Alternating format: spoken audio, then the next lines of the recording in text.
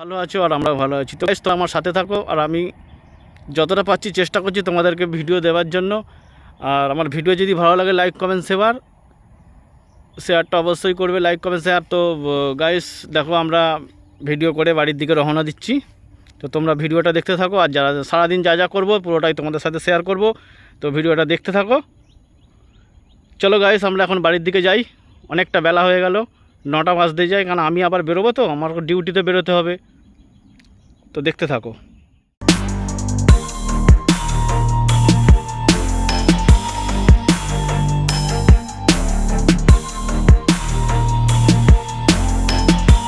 তো বন্ধুরা দেখো, আমরা এখন ভিডিও করে বাড়ির দিকে যাচ্ছি। আর কোথায় ভিডিও করতে এসেছিলাম, অনেকটা দূরের রাস্তা, দু সাইডে বাগান, মাঝখানে একটাই রাস্তা। এই রাস্তায় আমরা ভিডিও করতে এসেছি। দেখো কেউ নেই রাস্তাটার মধ্যে, পুরো ফাঁকা রাস্তা। আছি খালি আমরা দুজন, আমি আর আমার বড় ছেলে প্রীতম।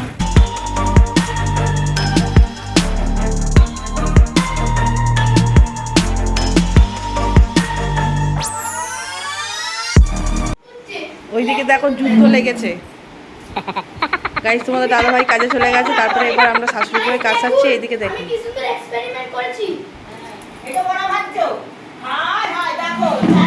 ওই এখন এইটা খুব উঠেছে। দেখো গাইস কি করছে আমার ছোট ছেলে, কি জ্বালাচ্ছে। স্নান করতে বলছে, পুজো করতে, আর পুজো করে তারপরে তোমার পড়তে যাবে। এদিকে মাও স্নান করবে, এদিকে আমারও কিছু কাজ সারা হয়নি, সারবো আশা করি। তা এইদিকে দেখো রান্নাঘর শুরু হচ্ছে পাখা চালিয়ে, টেবিল ফ্যান চালিয়ে। ও ভাবা যায় গরমের মধ্যে পাখা চালিয়ে আমরা হাওয়া খাবো কোথায়, রান্নাঘর হাওয়া খাচ্ছে।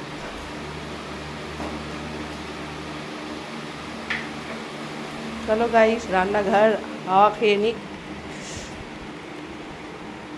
এদিকে আজকে পুজো দেওয়া হয়নি, বড় ছেলের সময় হয়নি বলে পুজো দেয়নি, আমাকেই দিতে হবে স্নান করে। তাই এদিকে আমি চলো ঘর দুয়ারগুলো ঝাঁট দিয়ে মুছে ফেলি। চলো গাইস, তোমরা ব্লগটা দেখতে থাকো।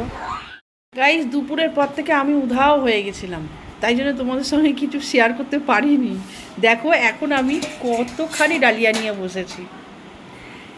এই যে ডালিয়া, রাত্রিবেলা আর কিছু খাবো না, এই ডালিয়া সোয়াবিন দিয়ে সিদ্ধ করেছি। আর এই যে ইনি কালকে খালি নিয়েতেই যাচ্ছে। দেখো কালকে কি পরীক্ষা দেবে ভগবান জানে।